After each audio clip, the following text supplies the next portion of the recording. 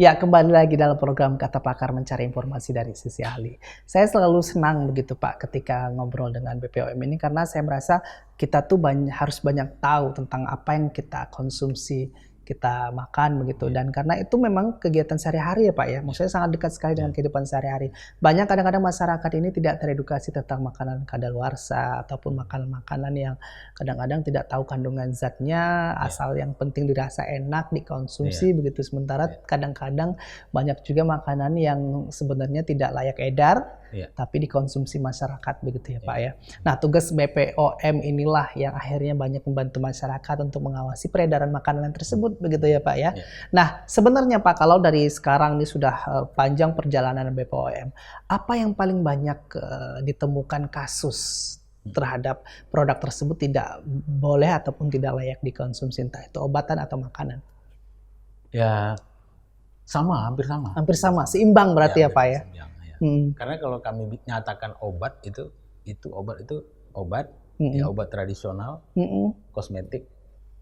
Nah, itu kan yang dinyatakan obat. Masuk kalau kategori obat ya, makanan gitu makanan. ya. Oke. Jadi kalau kami katakan pengawasan obat dan makanan gitu ya. Kalau obat itu ya itu obat tradisional, kosmetik. Nah, itu yang kita kawal kan. Oke. Nah, jadi dan makanan. Oke. Jadi saya selalu menyampaikan jadi narasumber kepada masyarakat, kami ini mengawal produk yang mulai dari bangun tidur sampai tidur lagi. Kenapa begitu? Karena memang kita bangun pagi udah sikat gigi.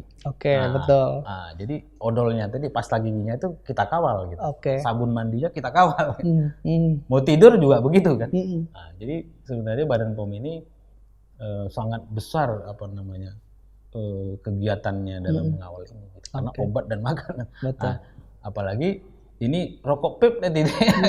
Padahal sebenarnya dulu kita hanya tembakau kan. Rokok dari tembakau. Berkembang terus ya Pak ya. Berkembang terus. Jadi memang ya seperti itu. Kita di Badan POM ini ya beramal lah. Karena kan memang demi menjamin kesehatan masyarakat. Kaitannya ke kesehatan ya Pak ya. Baik, kalau tadi dari obat-obatan itu banyak tren masalah ataupun kasus yang muncul adalah soal kosmetik ya Pak ya. Kalau dari makanan sendiri Pak, trennya apa Pak yang sering menjadi masalah begitu? Ya sejauh ini juga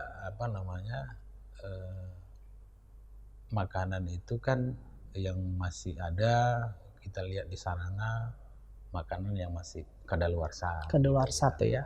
Yang rusak masih dipajang di supermarket, di outlet. Karena juga masyarakat ya apalagi yang di di kios-kios kecil begitu kadang-kadang masih kita kan nggak mungkin, Badan POM nggak mungkin sampai ke kios-kios gitu ya. Padahal itu juga dikonsumsi oleh anak-anak kita gitu. Yang juga mereka juga nggak memahami gitu. Ya, tentunya himbauan kami kepada pedagang yang ada di masyarakat supaya memperhatikan hal tersebut ya. Jangan karena keuntungan sudah daluarsa, kan biasanya kalau udah daluarsa mungkin belinya murah gitu. Betul. Di diskon gitu ya Pak ya. Jadi kami sebenarnya itu ya di masyarakat. Kalau yang di retail modern kan sudah memang mereka lebih disiplin terkait itu, terkait makanan yang daluarsa dan rusak tadi. Tapi kalau yang di pedagang-pedagang eceran kecil itu tadi masih ada seperti itu. Karena memang yang mengkonsumsi juga snack ciki-ciki itu kadang-kadang kan anak-anak kita gitu. Makanya kami menghimbau kepada pedagang supaya memperhatikan itu demi kemanusiaan sebenarnya, ya kan? Jangan demi keuntungan, karena ini bagi anak bangsa kita juga. Jadi juga masih ada juga makanan yang mengandung bahan-bahan kimia yang dilarang seperti formalin, boraks ya. Tapi kami terus kalau itu memang dari industrinya kan itu kami banyak yang kami lakukan produksian untuk itu. Jadi memang kami kalau di atasnya di produsennya itu memang benar-benar kita melakukan inspeksi terhadap sarana-sarana itu untuk supaya mereka memproduksi itu ya memang benar-benar higien sanitasinya harus diperhatikan gitu. Oke. Tadi soal makanan kadaluarsa yang sepertinya memang di tengah-tengah masyarakat tidak begitu diperhatikan, sehingga masih saja ada yang berusaha untuk menjual, seperti kadang-kadang iming-imingnya itu didiskon berapa persen begitu Pak ya.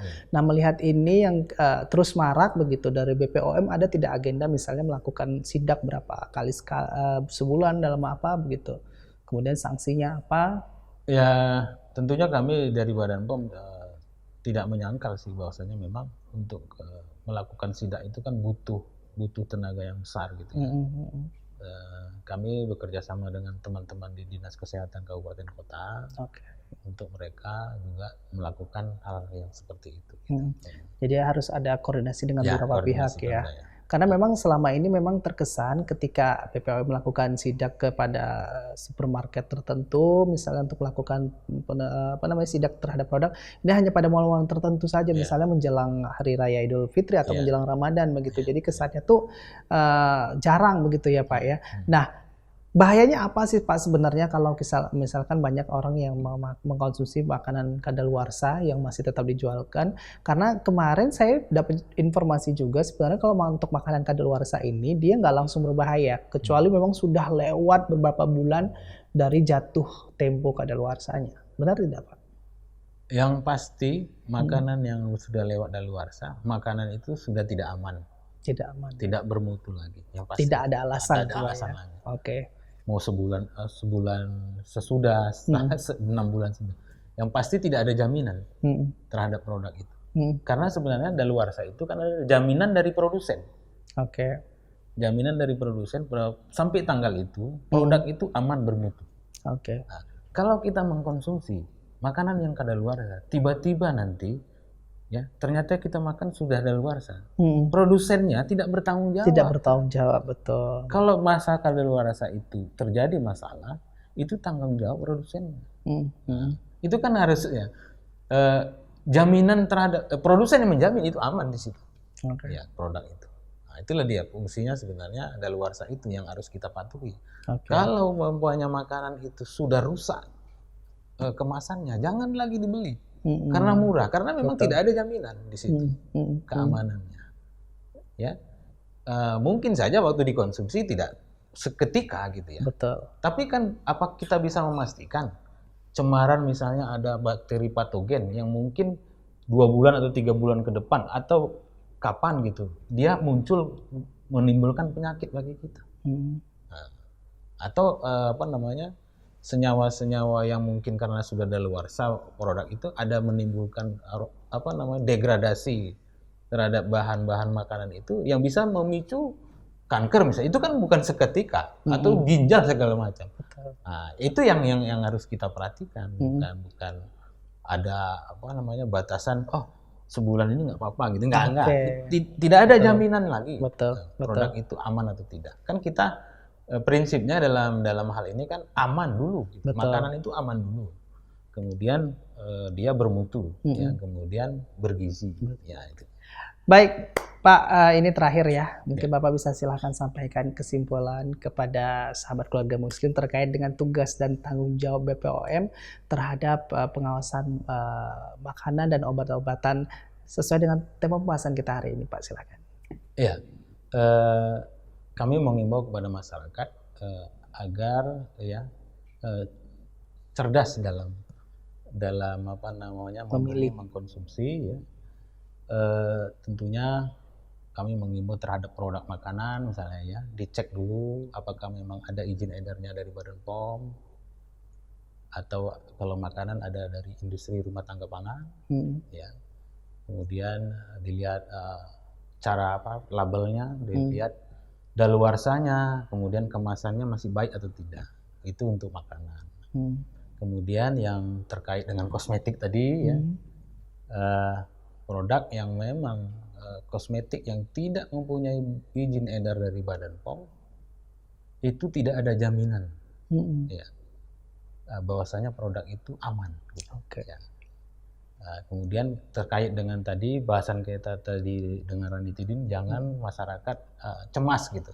Jadi ini memang tindakan Badan POM terkait dengan penarikan produk ranitidin ini itu memang prinsip kehati-hatian, ya, prinsip kehati-hatian terhadap produk yang memang sudah diteliti ternyata mengandung cemaran nitrosodimetilamin tadi. Dan bagi yang selama ini mengkonsumsi ranitidin, dikonsultasikan kepada dokter, tenaga kesehatan atau apoteker, ya, supaya bisa mendapatkan ranitidin yang pengganti ranitidin yang bisa menanggulangi penyakit yang diderita oleh kita gitu. Baik, terima kasih Pak Fajar atas waktunya dan atas informasinya yang dibagikan kepada sahabat keluarga muslim. Semoga sahabat muslim di rumah mendapatkan manfaat atas apa yang disampaikan oleh Pak Fajar. Dan sekali lagi terima kasih Pak, terima kasih sahabat muslim. Kita harus pamit undur diri. Saya mewakili seluruh kru dan kerabat kerja yang bertugas hari ini pamit undur diri dari hadapan Anda. Tetap terus saksikan program-program Salam TV lainnya. Insya Allah kita akan bertemu lagi pekan depan dengan tema pembahasan yang berbeda. Billahi taufiq wal hidayah. Assalamualaikum warahmatullahi wabarakatuh. Waalaikumsalam.